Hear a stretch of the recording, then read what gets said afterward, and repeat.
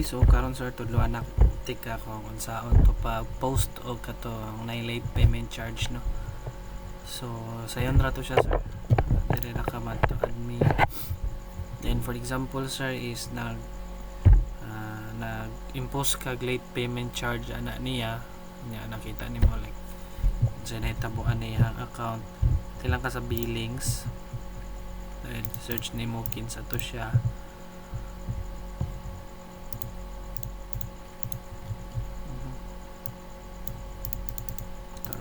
Example kini siya sir, si Bakalso John, so na siya ay March nya daghan na siya diha no, kung sa imong system sa imong computer is daghan na siya data na siya March ug April.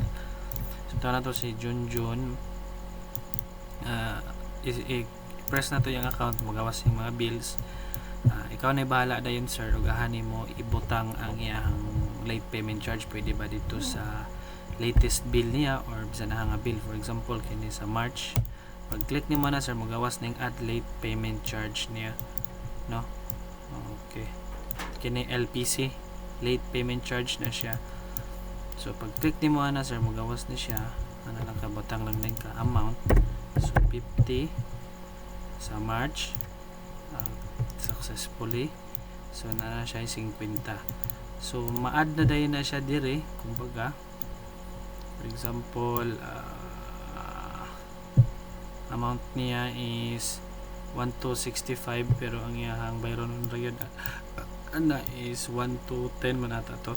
So try na to edit. So 0 wala na eh.